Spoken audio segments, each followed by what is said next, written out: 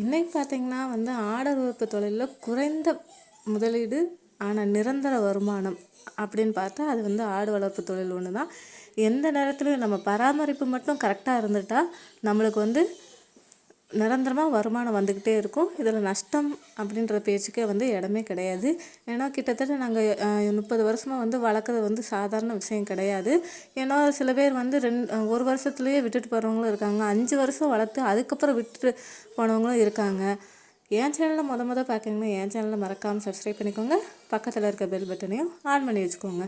அப்படின்னா அதை நான் போடுற வீடியோ உங்களுக்கு நோட்டிஃபிகேஷனாக சேரும். குறைந்த முதலீடு அப்படின்னு சொல்லிட்டு சொன்னால் அது ஆடு தான். அதாவது குறைஞ்ச முதலீடாக இருந்தாலும் லாபம் பார்த்திங்கன்னா ரெட்டிப்பு லாபம் அப்படி சொல்லிட்டு சொல்லுவாங்கள்ல, அது கண்டிப்பாக ஆடு தாங்க.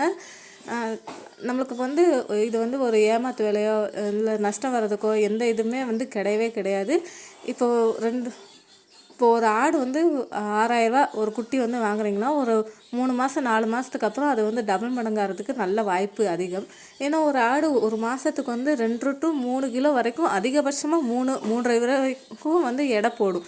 எடை அதிகரிக்கும். எடை அதிகரிக்க என்னென்ன கொடுக்கணும் அப்படி சொல்லிட்டு நான் வீடியோ போட்டிருக்கோம்.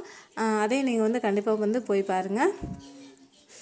ஒரு நாளைக்கு மேயிற போடுறதுக்கு செலவு எவ்வளோ ஆகுனா ரொம்ப கம்மி தாங்க. சொல்லப்போனால் நாங்கள் எங்களோட சீக்ரெட் என்ன தெரியுமா? அதாவது நாங்கள் வெளியில் நாங்கள் எந்த தீவனமும் வாங்குறது கிடையவே கிடையாது. ஃபஸ்ட்டு பாயிண்ட் அதுதான்.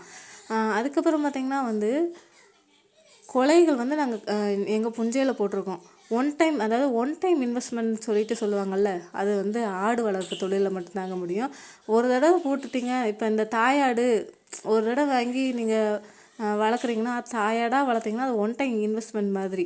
ஒரு தடவை போட்டால் அது அடுத்த குட்டி போடும், அதுக்கு ஒரு குட்டி, அதுக்கு குட்டி, அதோட குட்டின்னு சொல்லிட்டு அது 2 ஆட்டிலேருந்து 54 ஆடு ஆக்கினவங்களையும் எங்களுக்கு தெரியும். 100 ஆடு வாங்கி அதில் நஷ்டம் வந்தவங்களையும் எங்களுக்கு தெரியும். ஏன்னா பராமரிப்பு அப்படிங்கிறது ஆடு வளர்ப்பு தொழிலில் ரொம்ப ரொம்ப முக்கியங்க. நம்ம எவ்வளவுக்கு எவ்வளோ நம்ம பராமரிக்கிறோமோ அதை பொறுத்து தான் நம்மளுக்கு லாபம் வர்றது எல்லாமே இருக்குது.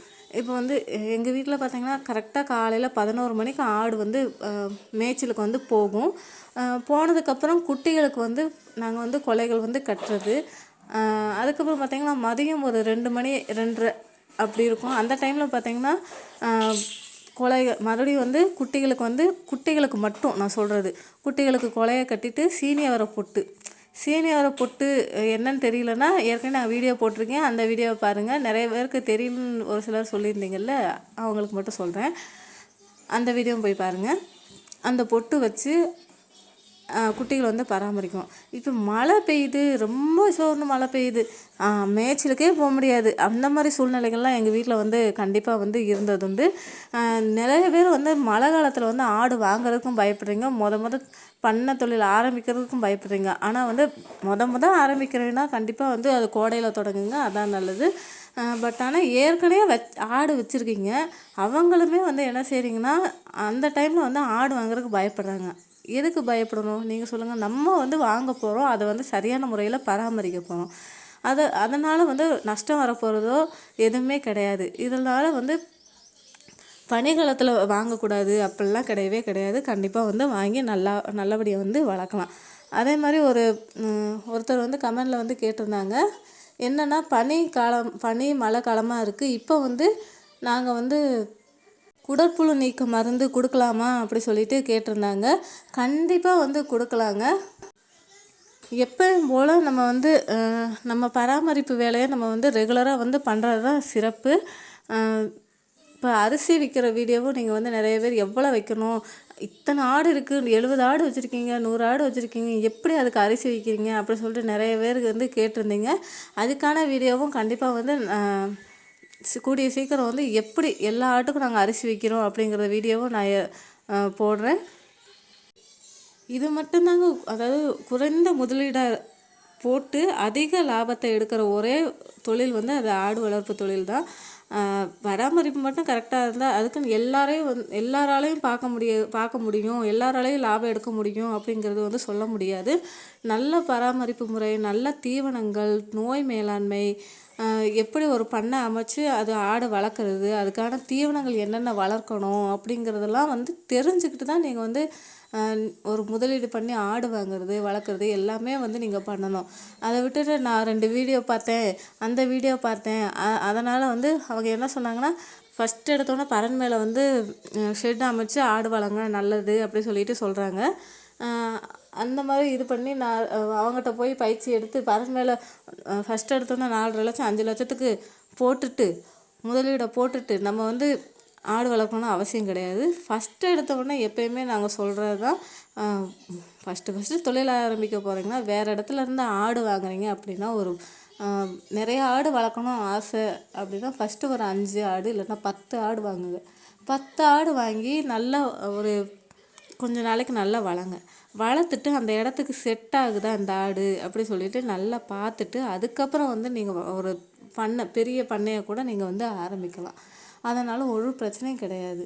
ஏன்னா வந்து நம்மளுக்கு அது செட் ஆகிறதுக்கு முன்னாடியே நீங்கள் ஃபஸ்ட் எடுத்தோன்னே நான் 100 ஆடு வாங்கி ஆள் வேற போட்டு அதுக்கு காசு கொடுத்து எல்லாம் பண்ணுங்கிறது வந்து கண்டிப்பாக வந்து முடியாத செயல். அதனால தான் சொல்கிறேன், ஃபஸ்ட் எடுத்தோடனே அந்த தப்பை மட்டும் யாருமே வந்து செஞ்சிடாதீங்க. அதே மாதிரி பார்த்திங்கன்னா மற்ற ஆடுகளை விட கன்னி ஆடுகள் வந்து பால் வந்து அதிகம் தர ஆடு அப்படின்னு சொல்லிட்டு எல்லாருக்குமே தெரியும். எங்கள் வீட்டில் குழந்தைங்களுக்கும் பால் வந்து அதில் வந்து பீச்சி கொண்டு வருவாங்க. அதுக்கப்புறம் பார்த்திங்கன்னா சில நேரம் டீ போடுறது கூட அந்த ஆட்டுப்பாலில் வந்து போட்டு குடிப்பாங்க. இங்கே பார்த்திங்கன்னா நான் வந்து நகரத்தில் தான் இருந்தேன். அங்கே பார்த்திங்கன்னா ஒரு 100 பால் பார்த்திங்கனாவே 50 ரூபா 60 ரூபாய்க்கு வந்து விற்கிறாங்க. அதை நானே வந்து பார்த்துருக்கேன். ஏன்னா நான் இங்கே வந்து இப்போ ஒரு 6 வருஷம் தான் ஆகுதுன்னு சொல்லி வச்சுக்கோங்களேன் இந்த ஊருக்கு வந்து. அதுக்கு முதல்ல வந்து நகரத்தில் தான் இருந்தேன். அப்போ இதெல்லாம் நான் பார்க்கும்போது எனக்கு இங்கே வந்து பார்க்கும்போது ஆச்சரியமாக வந்து நிறைய விஷயங்கள் வந்து நிறைய இருந்துச்சு. இப்படிலாம் ஆட்டில் வந்து இருக்கா அப்படின்னு சொல்லிட்டு எனக்கு வந்து தெரிஞ்சிச்சு. ஏன்னா வந்து ஆடுகள் வந்து அவ்வளோ லாபம் தரும் அப்படி சொல்லிட்டு இங்கே வந்து தான் நான் வந்து தெரிஞ்சுக்கிட்டேன். ஏன்னா வந்து நிறைய ஆடு வச்சாதான் லாபம் அப்படி சொல்லிட்டு வந்து ஒன்றும் கிடையாது. நம்ம அதாவது 10 ஆடு வச்சு நல்லா பராமரித்து இது பண்ணாலும் அதில் ஒரு பெரிய லாபம் வந்து கிடைக்கும். இப்போ சில பேர் வந்து குட்டி கெடா அந்த மாதிரி சொல்லிட்டு வாங்குவாங்க. எது வாங்குறது சிறந்தது அப்படி சொல்லிட்டு ஒரு கமெண்டில் வந்து கேட்டிருந்தாங்க. 2மே சிறந்தது அப்படின்னு சொல்லிட்டு சொல்லலாங்க. நீங்கள் வந்து ஒரு லாங் டேர்மாக நீங்கள் வந்து ஒரு எடுக்கணும் குட்டிகளை அப்படின்னா தாயாடி வாங்கி வளர்க்குறது வந்து நல்லது. இல்லை என்னால் அப்படிலாம் செய்ய முடியாது அப்படின்னா நீங்கள் வந்து கண்டிப்பாக கெடா குட்டிகள் வாங்கி ஒரு 3 மாதம் 4 மாதம் வளர்த்ததுக்கப்புறம் விற்க போகிறேன் அப்படின்னு செய்கிறவங்களும் இருக்காங்க. இது வந்து உங்கள் ஆப்ஷன் தான்.